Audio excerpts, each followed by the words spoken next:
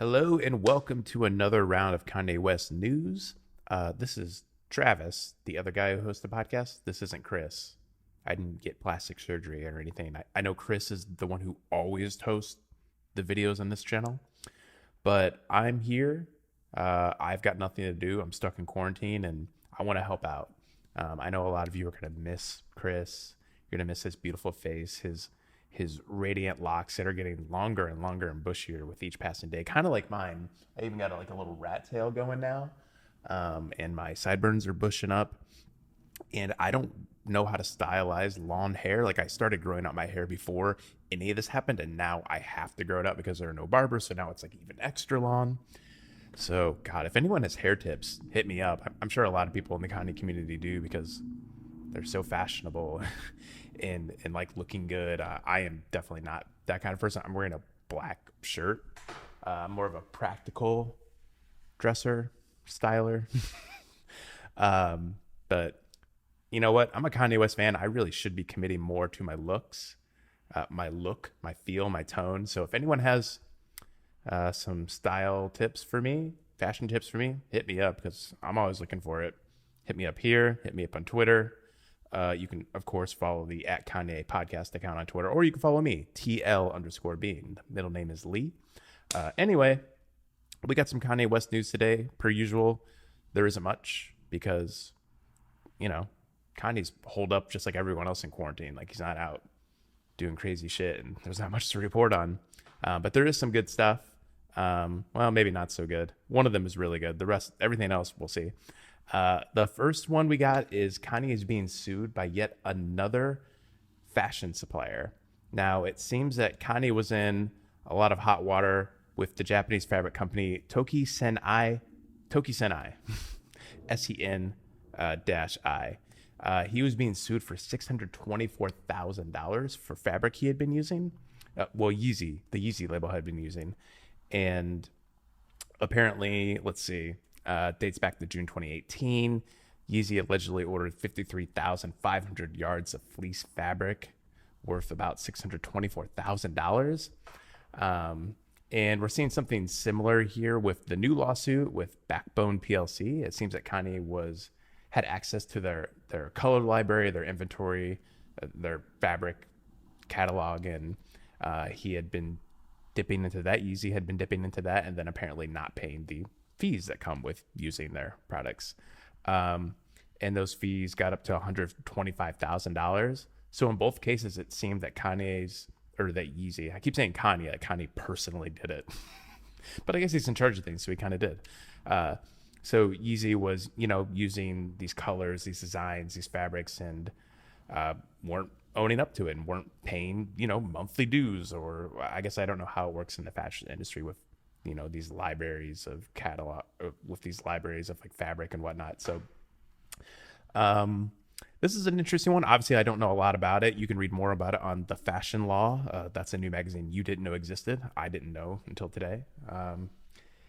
It's interesting because when I think of like fashion lawsuits, I think of the Kardashians and kind of the hot water they've got caught up in the past, like just kind of copying people's designs or stealing people's designs. And I feel like most of the time in fashion, that's the lawsuits you see, that people have stolen designs from other people. But this one kind of seems like, again, I don't know anything about fashion, and I definitely don't know about paying monthly dues for using people's fabric catalogs, but this seems kind of like open and shut, right? If you're using people's libraries, like, you're supposed to pay for it. So there aren't a lot of details on it. Obviously, there's more information about all of this that would make this easier to understand. I will say that the Japanese company dropped their lawsuit against YEEZY. They settled out of court for an undisclosed amount, where no details of the settlement were disclosed. So who even knows if YEEZY had to pay, but basically the Japanese company dropped their lawsuit. And now Backbone PLM is caught up in the mix, and PLM, PLC, I see two different ones. Yeah, so that's interesting. That's strange. I'd love Kanye to come on the show and defend himself. We're going to be saying that for all these stories, actually. For the next one, Kim Kardashian feels like she needs some space from Kanye West during quarantine, an exclusive from US Weekly. big surprise. There's a story out there like this. I probably shouldn't even be reporting on it, but again, there's not much Kanye West news. So I just have to say, these kinds of stories, like, I know they're dumb and a lot of people think they're dumb, but a lot of people also read these stories and think they're true. And a lot of people don't know how US Weekly and these other tabloid magazines are. A lot of them come into these kinds of stories blind, and they often think this is what the life is like between Kim Kardashian and Kanye West, like crazy Kanye, like he's ruining things again. And it's strange, like for a while, Kim was taking the brunt of abuse from these kinds of places, but I feel like I've seen a shift over time. Not that I read tabloids or anything, but like, you know, you catch all this stuff when you host a Kanye podcast and your life is consumed with Kanye. You see a lot of Kanye stuff. And I see this a lot, and I've seen a trend over the years that like these magazines have started to side with Kim, you know, side with her, and that Kanye is slowly getting more and more out of control and more deranged and making life hell for her. This kind of story has been going on for several years now. And it's amazing they're still together after all this abuse that they're going through, right? But these kinds of stories are really dumb. Like the kind of statements I have in there from sources close to Kim, which is always complete bullshit. Things like, Kim feels like she needs some space from Kanye. Okay, yeah, anybody could write that sentence if you wanted to make it look like they're going through some problems. She's trying to be a great mom, focus on law school and her work commitments, play up Kim. And it's hard to do all of this without Kanye helping as much as he can. Another trend you see of these articles that Kanye's so consumed with his work that he can't be pulled away with it.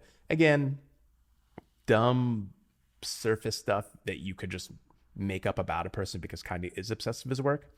The only thing that doesn't take into account is that if you actually know Kanye and you actually have been paying attention to his work, like his music, he's talked and sung so much about being a better dad and being a better family man. The entire arc of the life of Pablo is about leaving that life behind so you can become a more attentive father, attentive husband, a better person to the world. That's really what we've seen from Ye, Kitsy Ghost, and Jesus is King, getting in touch with God again. So much of his focus and where he puts himself is in other people and these bigger ideas and making himself better. This idea that he's just consumed with fashion, he's just consumed with music. No, they're all tied up in the one. They're all part of like who he is and his philosophy, and it's so stupid to just like pick the surface level thing we know about Kanye. Kanye's crazy. He's obsessed with his work. He's probably a terrible father, and you get stories like this, and it's just ridiculous. And people are going to read this kind of stuff and believe it, and it's really sad to see that tabloids resort to stuff like this, and still after all this time, like still trying to knock Kanye down, like somebody who's on such a good path now and doing so much better and has a better handle on his work-life balance. To see places writing stories like this is, I don't know, it's kind of pathetic, I guess. Maybe I shouldn't ultimately worry about it, because anybody who does read it and believes this kind of stuff, like, who cares? Maybe who cares? But I do kind of care, because that gives a false impression of Kanye, and it's not good if more people think that way about Kanye. I don't know. So maybe I'll start my own tabloid where I just make up stories about US Weekly or write good stories about Kanye. Anyway, the last one we're going to discuss is, this is good. This is the fun part. This is the feel good part of all this. Bono, U2's Bono, as this headline puts it, just in case you got him confused with the other Bono. Bono celebrates his 60th birthday with 60 songs, and I think the place is called The 60 Songs That Saved My Life, which is pretty dramatic. But if you know Bono and U2, the dramatic is kind of their style. I actually kind of wonder if people really know about U2 anymore. They're kind of seen as like a dad rock band now. And I grew up in like the Vertigo era. I don't really remember them from the 90s when they were doing all their weird, wacky electronic shit, but I grew up, you know, Beautiful Day, Vertigo, in Boots. Oh, if you don't know Boots, get on your boots. That's some good stuff. No, it's really not. U2 has always been like very dramatic, very involved in the public. Bono is like this larger than life figure. And you may wonder why. Well, okay, so Kanye has always had a fascination with U2 and Bono, and that should be no surprise because Bono is this really larger than life figure. Like at one point in time, he was like the biggest musician in the world. Like U2 was the biggest band in the world back when like Joshua Tree came out in '87. They were just like this insurmountable rock band, and they were on the cover of Rolling Stone twice in a year, and they put on these huge tours. And their one of their most recent tours for their album No Line on the Horizon, it was the highest grossing tour of all time, and their new tour might have topped that. I don't know, I haven't read into it, but like they have these gigantic tours that are very theatrical and full of like, you know, like all of these props and everything. And like go look at their Zoo TV tour in the 90s. Like they do so much extra level shit at their shows. So Kanye opened for U2 at a few select shows during their Vertigo tour in 2006, back when he was prepping Graduation that would come out the next year. And he was very inspired by Bono and U2, specifically Blinding Lights, and the way they took this song that was like slower and more melodic, and they used it to like fill the arena. And that's what really influenced Graduation. Like that's what influenced songs like I Wonder, that are songs that are a little more low key but have this like resounding stadium like sound that, like, you know, fill a stadium. And that's the direction we saw Kanye go from there. Like U2 has always been a big influence on Kanye, and I would think especially Bono, because Bono is this like larger than life figure, and Kanye's always attached himself to these big personas that like go on to define whatever medium or field they're in. So and also Bono and Kanye collaborated on a song that was going to be on Swiss Beats' new album Poison, but it was scrapped. So there actually is a U2 or a Bono Kanye song out there that I would love to fucking hear.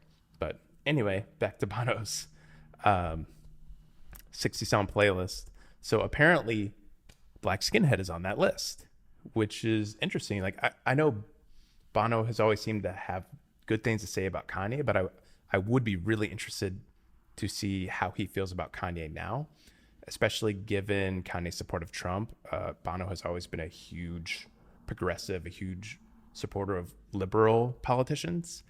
I would kind of wonder like why he then chose Kanye to be on this list, because I mean, obviously he loves Kanye and loves Black Skinhead, and he shouldn't feel pressured to not include Kanye on the list. But in this day and age, that's inevitably what happens. Like you can't voice support for Kanye because then you're associated with Kanye. So here Bono is saying that Black Skinhead is one of the 60 songs that saved his life. And each day, I guess, Bono is writing fan letters to the people he chooses to be on the list. So each day he'll post a fan letter to the @U2 website, and or is it the @U2 website?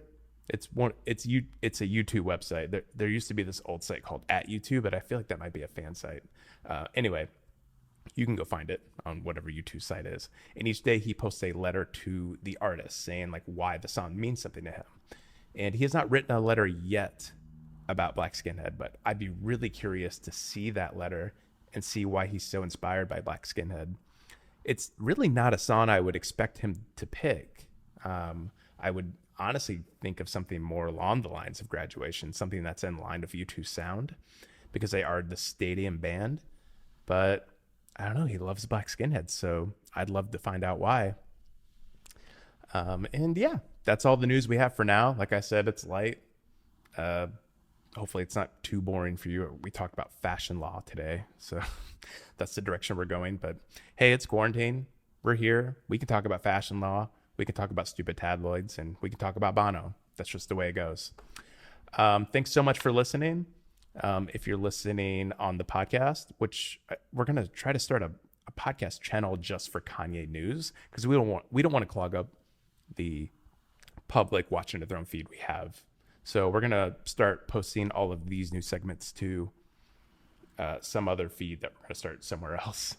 So if it's on there and you're listening to that, thanks for listening. You can also watch it on YouTube, which all of these people are doing. This is getting weird. And be sure to support us on Patreon. where you can get our entire back catalog of work. I think at this point it's like 108 songs. Soon it'll be like 120 songs once we add Jesus is King to the back catalog. And you can listen to all of those episodes for $5 a month. And we're really working on ramping up the Patreon, because we know that paying $5 a month for just like a set number of episodes, like, I know you guys are great, you support us, like, and we put a lot of work into that stuff, but like we still feel like we should offer more if you're going to pay at least $5 a month. So we're working on some other great stuff for that channel. Stay tuned, support us on Patreon if you want to follow the updates, or just follow us on Twitter if you want to know what we're doing there. And hopefully we'll make it worth your time and money someday. But for now, that's all we got. Thanks for watching, and cheers.